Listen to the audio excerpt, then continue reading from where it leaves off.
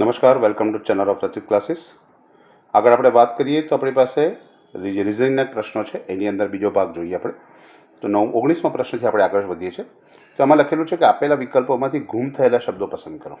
Okay, હવે તમે જોઈ શકો છો કે અહીંયા તમારી પાસે જે આપેલા શબ્દો છે એ પહેલું છે WFP. આપણે એક કામ કરીએ, WFP આપણે લખી લઈએ. બીજો શબ્દ લખેલું છે TGD. ત્યાર પછી લખ્યું છે QHG. ઓકે, હવે આપણને પૂછેલો છે કે આની અંદર આપણી પાસે આના પછીનો ચોથો શબ્દ કયો આવશે. ઓકે, તો આપણે શબ્દો શરૂઆત કરીએ પહેલાં જોઈએ આપણે કેવી રીતે આપણી પાસે આવશે.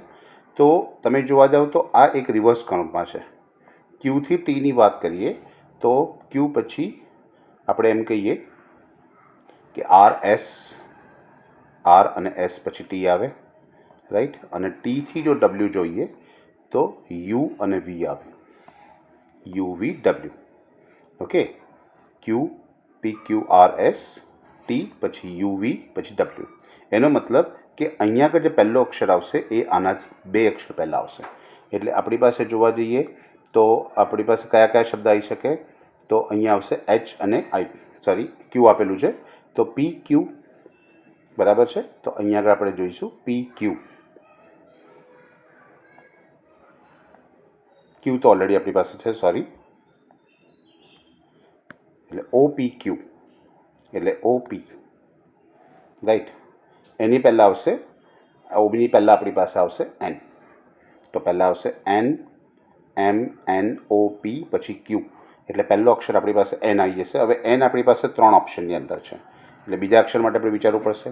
તો હવે જોવા જઈએ તો F પછી ક્રમમાં આવે છે G, બરાબર. G પછી ક્રમમાં આવે છે H, એટલે H પછી ક્રમમાં શું આવશે? HI. એટલે બીજો NI, સોરી, અહીંયા આગળ NI વાળા પણ આપણી પાસે 3 ઓપ્શન છે. ઓકે, હવે આગળ જોઈએ તો B પછી Dની વાત કરીએ તો Cની ગેપ આવે છે. અહીંયા આગળ જોવા જઈએ તો D પછી E અને F અને એટલે G આવે છે. એટલે પહેલાં 1 અક્ષરની ગેપ આવી, પછી 2 અક્ષરની ગેપ આવી, હવે 3 અક્ષરની ગેપ આવશે. એટલે G પછી H, I અને J, એટલે ત્રીજો અક્ષર અહીંયા આગળ ચોથો અક્ષર આવશે K. તો NIK એટલે કે આપણી પાસે B ઓપ્શન છે એ આવી રીતે તૈયાર કરેલું છે. આના માટે સમય ઘણો જોઈએ, પણ આપણે જો કદાચ ઓપ્શન આપણી પાસે અવેલેબલ હોય તો એ રીતે આપણે જોઈ શકતા હોઈએ. આગળ જોઈએ 20મો પ્રશ્ન. આ શ્રેણીમાં બંને અક્ષરોનું પેટર્ન, તમને સંખ્યાનું પેટર્ન જોવા મળે છે. તો એ શ્રેણીના મધ્યમાં ખાલી જગ્યા છે એ પૂરી થઈ. ઓકે, તો તમે જોવા જાઓ તો તમારી પાસે જે આપેલું છે એ આપેલું છે B, C અને D. 4 ઓપ્શન છે આપણી પાસે, બીજો ઓપ્શન નથી. એટલે બીજો ઓપ્શનમાં પણ BCD લખી લઈએ છીએ. પછી ત્રીજો અક્ષર BCD, ચોથો અક્ષર પણ આપેલું છે BCD. ઓકે, 1, 2, 3, 4 ને 5 આપેલા છે, એટલે પાંચમી વખતમાં આપણે BCD લખી લઈએ છીએ. હવે તમે પેટર્ન જુઓ. પહેલામાં B2 છે, બરાબર છે. પછી અહીંયા આગળ આપણી પાસે આપેલું છે, બીજામાં નથી આપેલું. એટલે એમ સમજો કે અહીંયા આગળ તમારી પાસે છેલ્લા 3 અક્ષર જોઈએ. એમાં D4 આપેલું છે, B5 આપેલું છે, C6 આપેલું છે. એનો મતલબ પેટર્ન છે. પહેલાં 2, પછી એક અક્ષર છોડીને, એટલે કે એના પછીના અક્ષરમાં અહીંયા 3 આવશે, એટલે C3. પછી Dને 4 આપ્યો, પછી Bને 5 આપ્યો, Cને 6 આપ્યો. આના પછી પણ જો જોઈએ તો આપણી પાસે B આવશે, C આવશે અને D7 આવશે, બરાબર. એટલે એક એવી પેટર્ન કમ્પ્લીટ કરી છે કે પહેલાં Bમાં હોય, પછી Cમાં હોય, પછી Dમાં હોય, ફરી B, પછી C, પછી D. તો આપણી પાસે BC3D આપણે આવશે. એટલે BC3D આપણી પાસે ઓપ્શન આવશે, આન્સર B આપણી પાસે આવશે. 21મો ક્વેશ્ચન જોઈએ. કઈ આકૃતિ જુદી છે? તો અહીંયા તમે જોઈ શકો છો કે સર્કલ જે કરેલા છે એ બાજુ પર કરેલા છે, 4 બાજુ પર છે. અહીંયા પણ બી બાજુ પર સર્કલ કરેલા છે, અહીંયા પણ બધી બાજુ પર સર્કલ કરેલા છે. આની અંદર ખૂણા પર સર્કલ કરેલા છે, એટલે એ આકૃતિ અલગ છે, રાઈટ. એટલે કે આકૃતિ B જે છે એ તમારો જવાબ છે કે કઈ આકૃતિ જુદી છે. ઓકે, અહીંયા પણ 22મા પ્રશ્નમાં પણ આપણને એવી રીતે જ કીધું છે કે કઈ આકૃતિ જુદી છે. તો તમે જોવા જાઓ છો તો કે સર્કલના સેન્ટરમાંથી પસાર કરેલું છે. અહીંયા પણ સર્કલના સેન્ટરમાંથી છે, જ્યારે આ સર્કલના સાઈડમાંથી છે. સેન્ટરમાંથી પસાર કરેલું હોત તો કદાચ આવું હોત. એટલે D આકૃતિ જુદી છે. નેક્સ્ટ, પેટર્ન પૂર્ણ કરવાની છે. તો આપણે અહીંયા જોઈએ તો અહીંયા પેટર્નની અંદર એક આવી લીટી આવશે, એટલે કે 2 ખૂણામાં, બરાબર છે, અને એ પણ ચડતી. એટલે કે આપણી પાસે D આકૃતિ છે, સરળતાથી આવડી શકે એવું છે. અચ્છા, સેમ વસ્તુ 24માં પણ છે. 24માની અંદર પણ આપણે જોઈ શકીએ છીએ તો કે બધા કોર્નર્સ પર આપણી પાસે ત્રણ લીટી ભેગી થાય છે. તો અહીંયા આગળ આપણી પાસે કોર્નર્સ અહીંયા નીચે હોવો જોઈએ, એટલે નીચે કોર્નર્સમાં ખાલી અહીંયા 3 આકૃતિ ભેગી થતું હોય એવી ડી આકૃતિ છે. તો આન્સર આવશે આકૃતિ પૂરી કરવા માટે ડી લગાવવું પડશે. સેમ વસ્તુ આપણે અહીંયા પણ છે કે બધામાં ઝિગઝેગ છે અને એક આડી લીટી છે, એટલે આપણે અહીંયા આડી લીટી કરીએ અને આમાં પણ અહીંયા આગળ આવી લીટી જોઈશે. તો એવી લીટી આપણી પાસે ચોથી આકૃતિમાં છે, એટલે આપણે એ પણ કમ્પ્લીટ થઈ શકીએ. ઓકે, હવે 26મો પ્રશ્ન તરફ જઈએ.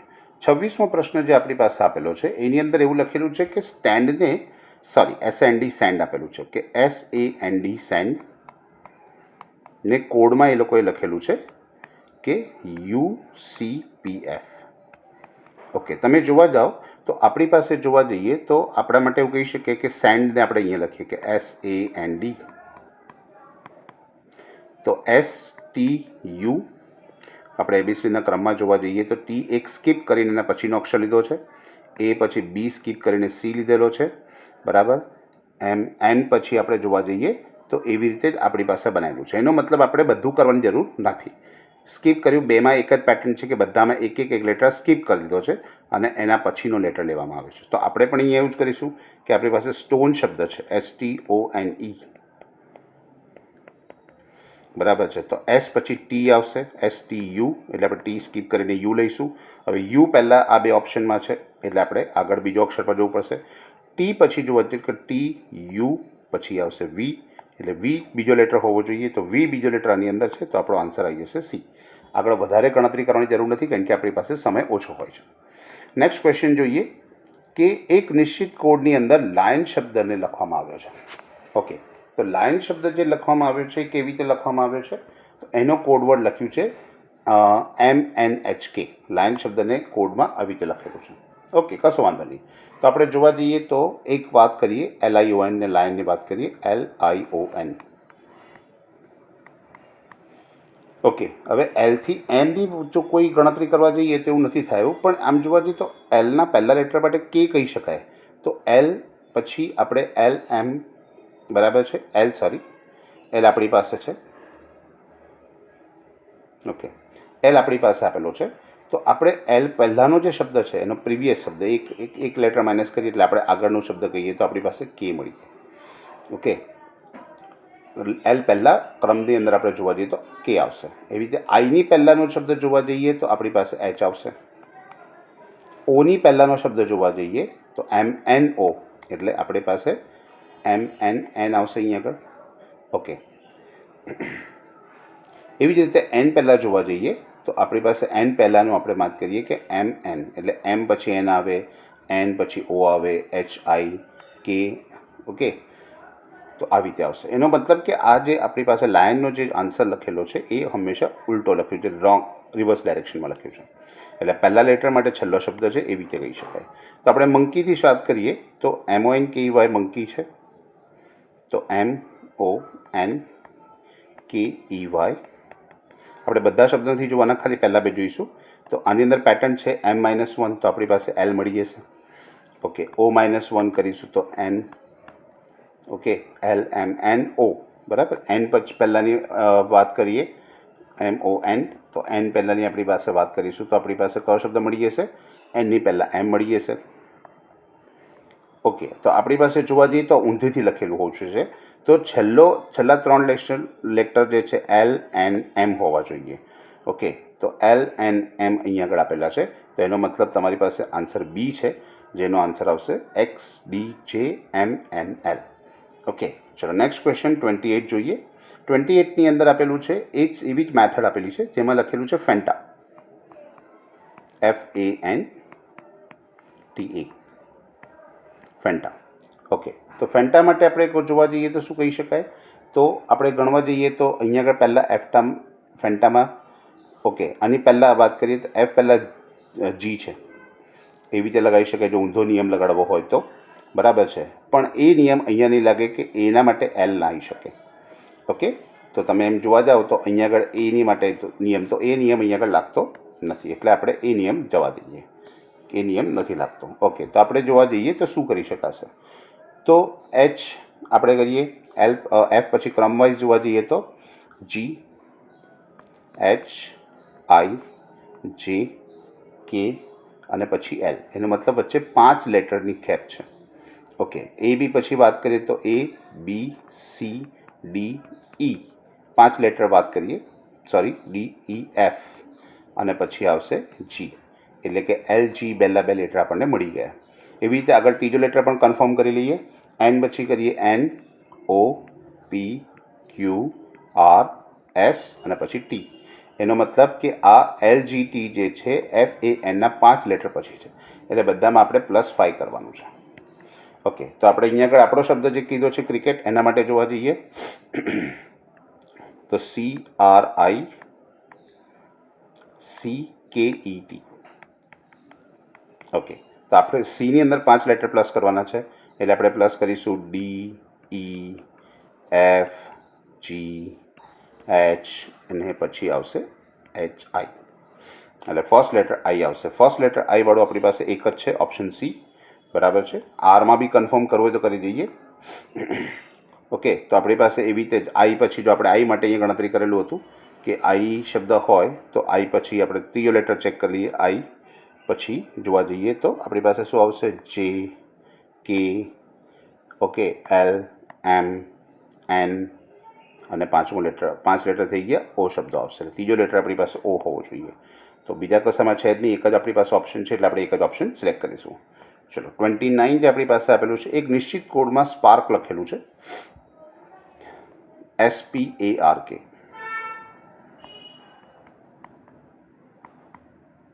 ઓકે, હવે એને આપણે એ લોકોએ લખ્યું છે ટીમાં, તો જોવા જઈએ તો એસ પછી ટી આવશે, એટલે S+1 કરીશ તો ST. ઓકે, સોરી 7 લખી ગયું, 7 નથી, ટી છે. પી પછી 1, પી એટલે ક્યુ, એટલે TQ બંને આપણી પાસે છે. એનો મતલબ બધામાં જ છે, એમાં બી ચેક કરીએ, એ પછી એક લેટર પર કરીશું તો આપણી પાસે બી આવી જશે, એટલે TQB. SP એમાં આપણે કરીશું, તો એનો મતલબ આગળ આપણે ચેક કરવાની જરૂર નથી. તો FIRE છે તો Fમાં +1 કરી દઈએ એટલે જી. તો જી લેટર આપણી પાસે એકમાં જ છે, એટલે આપણો આન્સર આપણી પાસે થઈ જશે GJSF. બાકી બધામાં ચેક કરવાની જરૂર નથી, કારણ કે એટલો સમય બગાડી શકાય નહીં. ઓકે, ત્યાર પછી આપણી પાસે શબ્દ છે કેન્ડલ. Okay, CANDLE. ઓકે, હવે જમા જાઓ તો આમાં તમે પહેલો સીનો સી છે, એટલે સીમાં આપણે કશું પ્લસ કરવાની જરૂર નથી, એટલે સીનો સી છે. અને એ પછી બી છે, એટલે એમાં એક પ્લસ કર્યો છે, એટલે આપણી પાસે બી છે. ઓકે, એન પછી જોવા જઈએ તો એનનો એન છે, એટલે કે અહીંયા આગળ 0 છે, એટલે એનનો એન છે. એનો મતલબ 0 1 0 1 આપણે કરીશું. અહીંયા 1 એટલે ડી પછી 1 એટલે ઈ. એનો મતલબ આપણી પાસે એ 0 1 0 1 ની પેટર્ન છે. તો આપણે પણ અહીંયા એવું જ કરીશું કે આપણી પાસે શબ્દ છે STICK, સ્ટિક. તો એસની અંદર પહેલાં 0 એટલે એસનો એસ જ જોઈશે આપણે. એવા આપણી પાસે બે ઓપ્શન છે, પહેલો ઓપ્શન છે અને ત્રીજો ઓપ્શન છે. આગળ વધીએ, ટીમાં એક પ્લસ કરવાનું છે, તો ટી પછી યુ આવશે, STU, એટલે આપણી પાસે બીજો આ શબ્દ આપણી પાસે મળી ગયો છે. આગળ એક વખત ચેક કરવું હોય તો 0 એટલે આઈનો આઈ આવી જશે, એટલે SUI, એટલે SUI વાળો આપણી પાસે સી ઓપ્શન છે, એટલે આન્સર આપણી પાસે થર્ડ ઓપ્શન આવશે. 31 એક સીધો ક્વેશ્ચન છે કે 150નું 30% કેટલું થાય? તો આપણને ખબર જ છે કે ટકા હોય એટલે છેદમાં 100 લખવા પડે, એટલે 2 0 તો કટ થઈ જ જશે, એટલે 15 તારી 45, એટલે આપણી પાસે જવાબ આવી જશે. ઓકે, ચલો નેક્સ્ટ ક્વેશ્ચન જોઈએ કે એક શર્ટની કિંમતમાં 20%નો ઘટાડો કરવામાં આવે, બરાબર છે. હવે તેની કિંમત 800 રૂપિયા. એટલે ધારો કે આપણે શર્ટની મૂળ કિંમત કેટલી છે? આપણે શર્ટની મૂળ કિંમત એક્સ ધારી લઈએ, એટલે એક્સ એની મૂળ કિંમત છે, એના એક્સના 20%. 20%ને જો આપણે ટકાના છેદમાં 100 લખીએ, ટકા શબ્દ કાઢી નાખીએ તો છેદમાં 100 કરી દઈએ, તો આપણી પાસે 0.2 થઈ જશે. એટલે એક્સ ઘટાડો કરવાનો છે, એટલે -0.2x, એટલે એની વેચાણ કિંમત આપણી પાસે 800 રૂપિયા છે. તો આપણી પાસે અહીંયા કશું નથી, એટલે 1 ગણી લઈએ, એટલે કે 0.8 આપણી પાસે છે. 0.8x = 800. તો આપણી પાસે એક્સની વેલ્યુ કેટલી મળી જશે? 800 / 0.8, એટલે આપણી પાસે કેટલો જવાબ મળી જશે? 1000 રૂપિયા મળી જશે. અને આપણે ક્રોસ કેલ્ક્યુલેશન કરવી હોય તો બી કરી શકાશે. 1000ના 20% એટલે 200 રૂપિયા માઇનસ થઈ જાય, એટલે શર્ટની કિંમત 800 રૂપિયા થઈ ગઈ. ઓકે, નેક્સ્ટ જોઈએ, કોઈ એક સંખ્યામાં 25% વધારો કરવામાં આવે, એટલે કોઈ એક સંખ્યા એટલે કે એની મૂળ સંખ્યા આપી છે, તો આપણે એને એક્સ ધારી લઈએ, એના 25% એટલે 0.25 વધારો કરી દઈએ, એટલે આપણી પાસે પરિણામ કેટલું આવશે? 125. અહીંયા કશું નથી, એટલે 1, એટલે 1.25x બરાબર 125 થઈ ગયા. એટલે એક્સની કિંમત શું થઈ જાય 125 ભાગ્યા 1.25 એટલે આપણી પાસે એક્સની કિંમત થઈ ગઈ 100 બરાબર છે. કેમ કે નીચે પોઈન્ટ છે એટલે આપણે ઉપર 100 લેવા પડશે એટલે કે આન્સર આપણી પાસે મળી જશે 100. ચાલો અહીંયા આગળ આન્સર કદાચ ખોટો છે અંદર આપેલો, આપણે આગળ જોઈએ.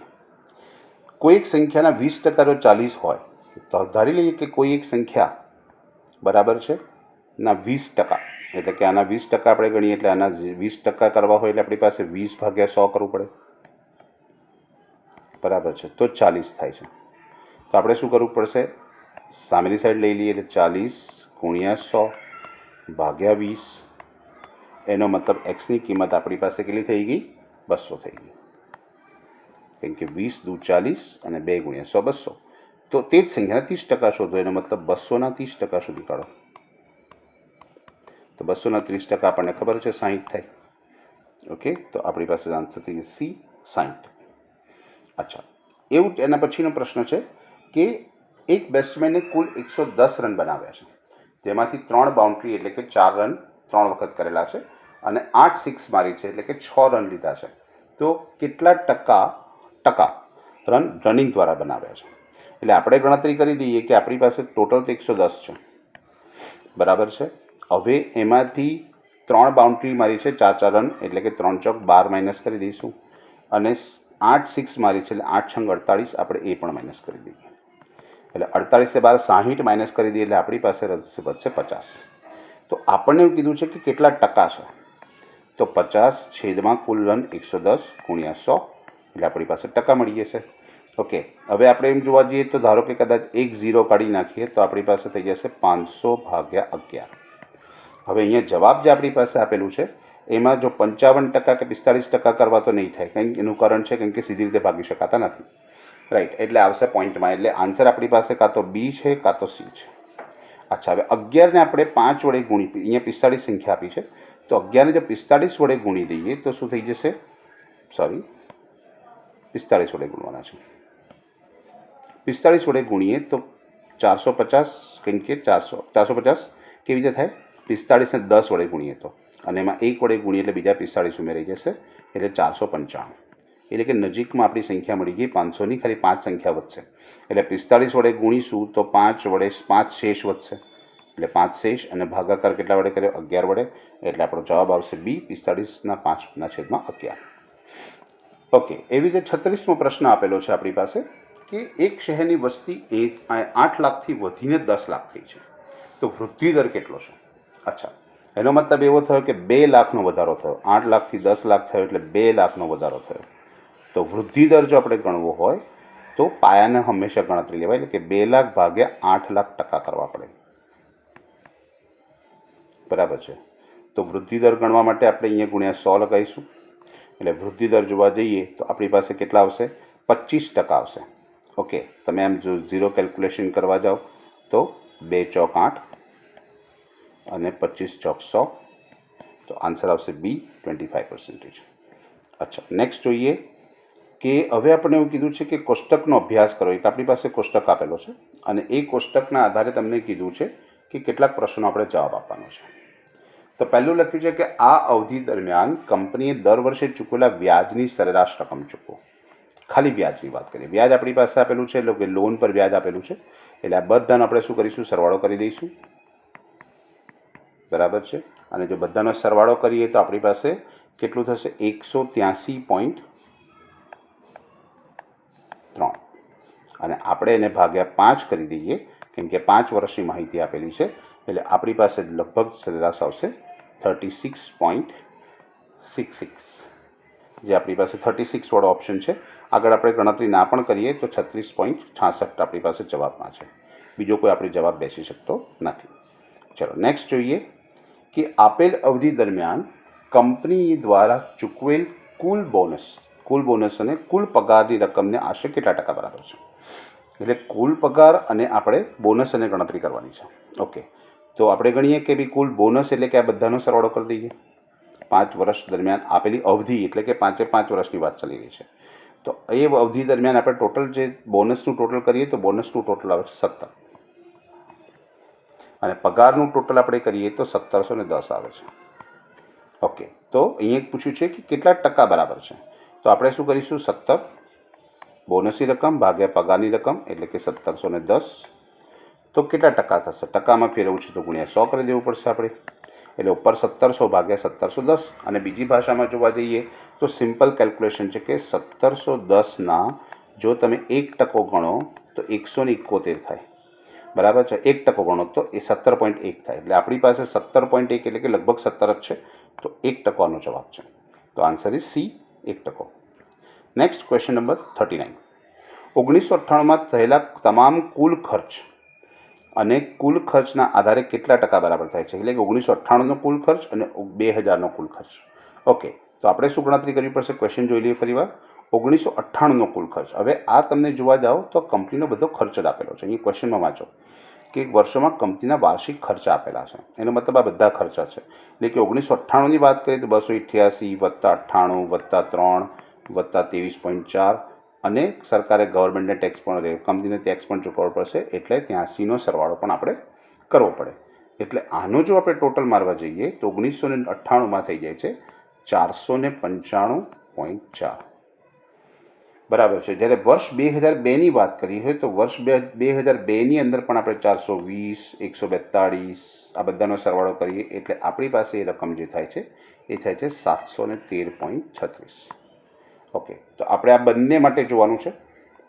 ચલો ક્વેશ્ચનમાં પાછા જતા રહીએ, તો આની અંદર આપણે ગણતરી કરવા જઈએ તો કુલ ખર્ચ અને કુલ ખર્ચના આધારે, વર્ષ 1998નો કુલ ખર્ચ છે અને 2002નો કુલ ખર્ચ છે, એટલે આપણી પાસે કદાચ ગણતરી કરી હતી એ પ્રમાણે P1 P1 P0 પ્રમાણે ગણતરી કરી શકાય, તો અહીંયા આવશે 495.4 અને ભાગ્યા ટકાવાળી કરવાની છે 713.36. ઓકે, તો આના ટકા શોધવા માટે એટલે ગુણ્યા 100 કરી દઈએ તો આપણી પાસે લગભગ આવશે 69.44. ઓકે, તો આપણી પાસે અહીંયા 69% આપેલું છે, કારણ કે આપણે નજીકમાં આશરે ટકા બતાવવાના છે, એટલા માટે આપણે આને ગણતરીમાં લીધું છે, બરાબર છે. 40મો પ્રશ્ન જોઈએ. 40મા પ્રશ્નની અંદર લખેલું છે કે વર્ષ 2000 દરમિયાન કંપનીએ તમામ વસ્તુ પરનો કુલ ખર્ચ કેટલો હતો. અચ્છા, તો આપણે ગણીએ, વર્ષ 2000ની ગણતરી કરવી હશે તો ક્વેશ્ચનમાં આપણે જોવું પડશે કે વર્ષ 2000ની વાત કરીએ તો વર્ષ 2000માં આપણી પાસે 324, 101, બરાબર છે, 3.84, 41.6 અને 74, આ બધાનો સરવાળો આપણે કુલ ગણતરી કરીશું તો આપણી પાસે 544.44 થાય છે. એટલે આપણે ઓપ્શનમાં જોવું પડશે કે આપણી પાસે ઓપ્શનમાં કયો ઓપ્શન છે, તો આપણી પાસે પહેલો જ ઓપ્શન આપેલું છે કે 544.44 લાખ, તો આપણો જવાબ રહેશે. અચ્છા, 41માં એવું લખ્યું છે કે તમામ વર્ષોમાં જે કર એટલે કે ટેક્સ આપેલો છે અને ઈંધણ કુલ ખર્ચ અને ઈંધણ અને પરિવહન એટલે કે ફ્યુલ એન્ડ ટ્રાન્સપોર્ટેશન પર કુલ ખર્ચનું અનુપાતનો મતલબ થાય એનું પ્રમાણ શોધવાનું છે, બરાબર છે. તો આપણે કેવી રીતે ગણતરી કરીશું, તો જોવા જઈએ તો આપણે કરવેલા જે ખર્ચ છે, કુલ ખર્ચ આપણી પાસે આપેલા છે, એની અંદર આપણી પાસે કોનો ખર્ચ કીધો છે, એક તો આપેલું છે કોઈ ટેક્સ, એટલે કે આ ટેક્સનો જો બધા વર્ષનો સરવાળો આપણે કરી દઈએ તો ટેક્સનો આપણી પાસે કુલ સરવાળો જે થાય છે 451 થાય છે, બરાબર, અને જોડે ઈંધણનું કીધું છે, એટલે ઈંધણ ને પરિવહન, તો એનું થાય છે 586. તો આપણે 451 અને 586 લેવા પડશે. જોઈએ આપણે ક્વેશ્ચનમાં, અહીંયા આપણે ગણતરી કરી લઈએ કે 451 અને 586. આમ જોવા જાઓ તો આપણી પાસે નજીકમાં રકમ જોવા મળે છે બંનેમાં, બરાબર છે, અથવા તમે બંને સંખ્યાને જોવા જાઓ તો આપણી પાસે એક તો જે વધારે છે અહીંયા આગળ થઈ જાય 45 અને અહીંયા છે 58, બરાબર છે. એટલે આપણે જોવા જઈએ તો કેવી રીતે પ્રમાણ મેળવી શકાશે, આનું પ્રમાણ મેળવવા માટે આપણે શું કરવું પડશે, એક કામ કરી બંનેને 7 વડે ભાગાકાર કરી લઈએ તો આપણી પાસે જે રકમ મળશે એ લગભગ 4:7, આને 7 વડે ભાગાકાર કરી શકું છું. ઓકે, તો આપણી પાસે જે રકમ મળશે એ રકમ, અને આને જો અહીંયા આગળ રકમ લખીશું 4 વડે ભાગાકાર કરીએ તો પણ લગભગ સરખા પ્રમાણમાં મળશે, એટલે રકમ આપણી પાસે જે 4:7 આપેલું છે, બરાબર છે, એ 4:7 આપણી પાસે આપેલું છે, પણ અહીંયા પ્રમાણમાં 10:13 આપેલું છે, એટલે કે તમે અહીંયા આગળ 10:13નું પ્રમાણનો ઉપયોગ કરીશું, કારણ કે અહીંયા આગળ સીધી રીતે કોઈ રકમ ભાગી શકાય એવી નથી. ઓકે, ચલો હવે જે પ્રશ્ન આપેલો છે એ આપણે નેક્સ્ટ લેક્ચરમાં જોઈશું કે આવા બીજા કેટલા પ્રશ્નો છે. બધા જ પ્રશ્નોનો આપણે સમાવેશ કરવાનો છે અને બધા જ પ્રશ્નોનું સોલ્યુશન આપણે આવી રીતે આપવાનો પ્રયત્ન કરીશું. તો અમારી ચેનલ સાથે બની રહો અને લાઇક શેર અને સબસ્ક્રાઈબ કરજો. જેવી રીતે આપણે આ પ્રશ્નો સોલ્વ કર્યા છે એવી રીતે બધા પ્રશ્નો પણ સોલ્વ કરીશું. તમારા મિત્રો સાથે અને જરૂરથી શેર કરજો. Have a good day.